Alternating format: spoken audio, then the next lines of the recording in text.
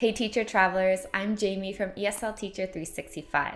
Welcome to episode 2 of my Teach English Abroad step-by-step series. In today's episode, we'll be focusing on native English speakers without a bachelor's degree. You'll learn the 5 steps you need to take to find teaching positions abroad. If you aren't a native English speaker, make sure to subscribe because your episode is coming out soon.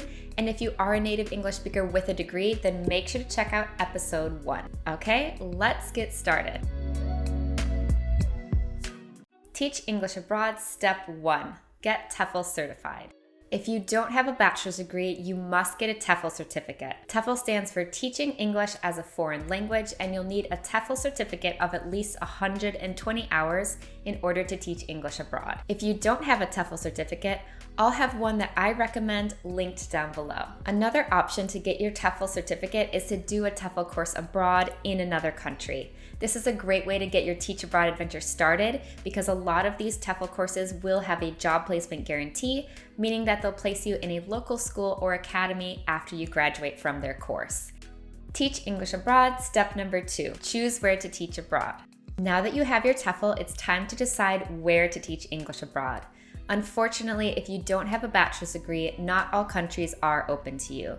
That is because of visa requirements. You may have heard stories of people without a bachelor's degree teaching in countries where one is required, and this is probably because they're doing it under the table, which is illegal. If you do this, you do run the risk of being deported and barred from entering the country again, so at your own risk, but I wouldn't recommend it. These countries don't require a degree to teach English abroad at the moment. Because visa laws and requirements are always changing, do your research. Always check with foreign embassies and official websites to make sure the information is correct and up to date. Finally, choose 3 to 5 countries where you'd like to teach abroad. If this is your first time teaching English abroad, or maybe you just need some extra help and guidance, I do offer one-on-one coaching programs to help you go abroad with a plan and confidence. You can check out the links in the description box down below.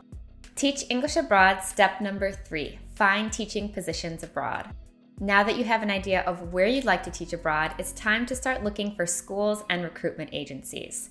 I recommend starting your search with international job boards and Teach Abroad Facebook groups. I'll link some international job boards down below and some information on how to find Teach Abroad Facebook groups. Unfortunately, on these job boards and Facebook groups, there are a lot of fake schools and fake agencies. So let's take a look at how to spot scams. Always ask to speak to a current foreign teacher who is working at the school. If they won't allow this or only allow you to talk to a local teacher, then it's most likely a scam. Some schools even pay off local teachers to talk up the program to foreign teachers abroad. Never send large sums of money abroad. You should not send large amounts of money for a visa, accommodation, or service fees. These are scams. Some language assistant programs will require a fee or deposit, but it's usually small and often refundable upon completion of your contract. If the agency, recruiter, or school is asking for a large transfer of money, it's a scam. Read as many reviews of the school or agency as you can. However, read these with a grain of salt. Sometimes schools are great and then come under new management and are horrible. Again, try to speak with a current foreign teacher. Always have a plan B. If you arrive abroad and the school isn't as you expected, what will you do? Make this plan before you arrive. Plan ahead for the worst and it will be less stressful if something goes wrong. And finally, check the email address of the person you are communicating with. Does it match the official website? This is a common scam where people create random email addresses that are similar to the school or agency, but not exact. They will usually ask you to transfer money and then disappear. Teach English Abroad Step number 4. Interviews and negotiation. Once you've made contact with several schools and agencies, it's time to set up interviews. You can do this by sending your Teach Abroad resume and requesting an interview. For tips on writing your Teach Abroad resume, make sure to check out this video. Interviews usually take place on Zoom or Skype, and some may require a demo lesson. Before signing the contract, make sure it includes all the correct information about your salary and benefits, working hours and conditions, and your visa. Don't sign your contract until you're 100% satisfied, and then you can begin the visa process. Teach English Abroad Step number 5. Get ready to teach English abroad. Begin the visa process as soon as you have your contract.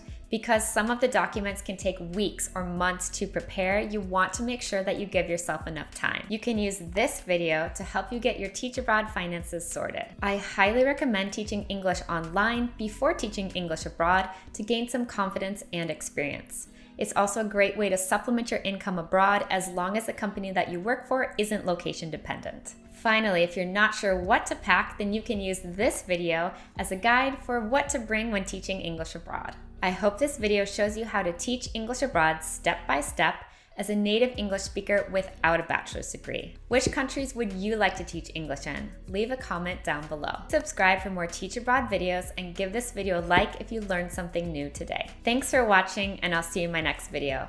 Happy teaching, and remember, the world is yours to teach and explore.